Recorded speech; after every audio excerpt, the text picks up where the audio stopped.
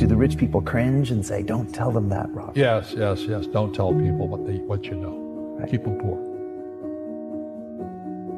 My father was the head of education, PhD, all that stuff. I go home and ask him, said, why don't we learn about money in school? And he looked at me and says, because the government doesn't let us teach that subject. The government tells us what we can teach and what we can't teach. And I thought that was strange. And I said, but aren't we going to school to learn about money? He says, no, your job is to get a job. I said, but you get a job to earn money. He goes, no, you're supposed to just get a job. I went, no. Isn't the purpose of a job to earn money? He goes, you're correct. I said, so why don't I just learn about money? I can skip the job part, you know? And he got flustered and he said, if you want to learn about money, why don't you ask your best friend's father about money? And I said, why? That's Mike. So why ask him? He says, because Mike's father is an entrepreneur. And I said, what are you? He says, I'm an employee. I'm a government employee. And I went, oh, what's the difference? He says, the difference is an entrepreneur must know about money, or they're no longer entrepreneurs. And he says an employee doesn't have to know anything about money, because the government will take care of them, the company will take care of them. So I'm all confused. But I took my dad's advice and I trundled over to Mike's father's office and knocked on his door and I said, hey, I'm here, 9 years old. Teach me about money. He says, beat it, kid, you know. But that's where the story of Rich Dad, Poor Dad started. And finally, through persistence, my rich dad started teaching me about money on one condition. And that condition was he would never pay me. He says, the moment I pay you, you think like an employee. He says, that's the trap. Entrepreneurs work for free. And now I'm 9 years old, my head's going cracking in half. He says, you never want a paycheck. You understand that, kid? I said, okay, I got it. And he says, well, how do I make money? He says, that's what entrepreneurs figure out. It's like, so how do I learn about money? So he would just break out a Monopoly game board. So I would work for free. I'd pick up cigarette butts, and he had hotels and restaurants, and I would clean and do menial tasks. And as I got older, I started getting into office work and marketing and accounting, and I was an apprentice basically, but I always worked for free. And he would teach me about money. But the way he taught me about money was playing Monopoly. And finally one day I got upset. I said, well, when are you going to teach me about money? He says, what do you think we're doing?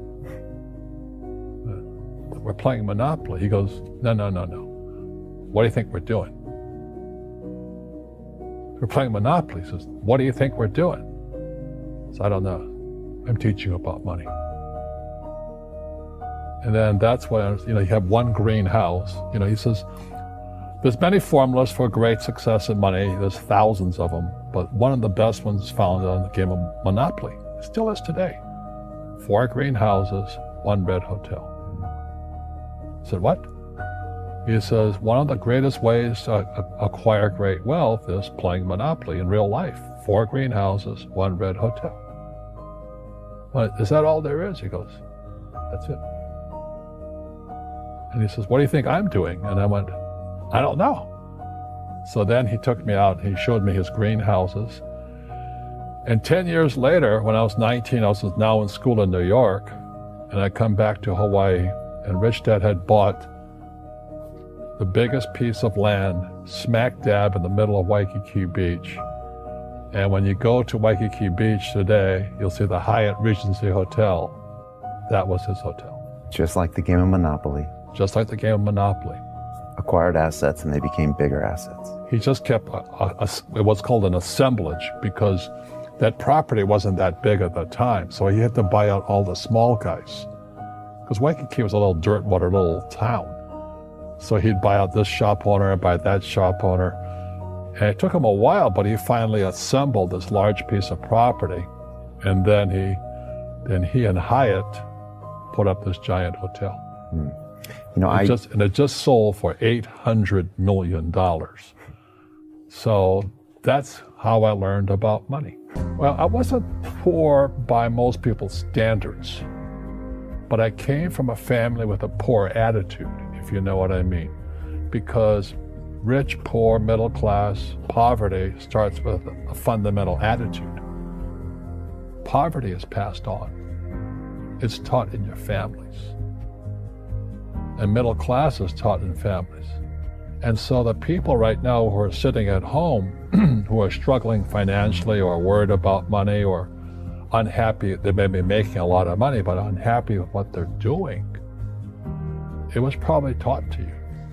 You know, your superego was taught, get a job, work hard, or you'll never be rich, or the rich are evil, or whatever. The school system will never teach you about money. The school system was designed to teach you to be an employee, which is important, or a doctor or a lawyer, a specialist, but never about money. And what most people lack is real business knowledge, like accounting, like debt, like taxes. You gotta know that stuff, but they don't teach it in school to anybody. So, and then when people ask me, how did your rich dad learn this when your poor dad, a PhD, didn't? And the answer is very simply, my rich dad, who's my best friend's father, his father died when he was 13. So his rich dad had this family business at 13 to run. So he had to drop out of school, which was his blessing. There's blessings, and sometimes the blessing doesn't look like a blessing, but it turned out to be a blessing. And then his teachers became his bookkeeper, his accountant, his attorney, his banker, his real estate agents. So he has what I call real teachers, not these fake teachers in school. You see, most teachers in school, they're out of ethics. They teach subjects they themselves don't practice. I asked the teacher, I said, I'm in my third year of calculus now. It was called strength of materials. I said, am I ever going to use this stuff? He goes, no. I said, why do you teach it? Because I get paid. I said, do you ever use it? He goes, no. And that's why, you have to, in life, one of the things I suggest to people, you got to find a real teacher versus a fake teacher. And a fake teacher is somebody who doesn't do what they teach. And a real teacher is doing what they teach every day. So my accountants, my attorneys, they're in it every single day. That's how I learn, because every day I'm solving problems in my business.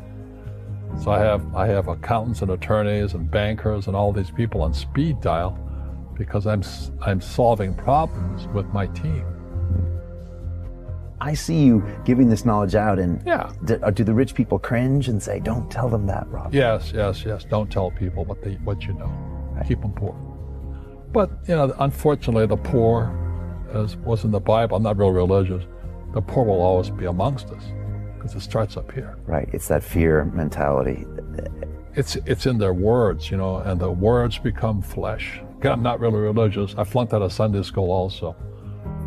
But when they say I can't afford it or I can't do that, they go down. They become what they say.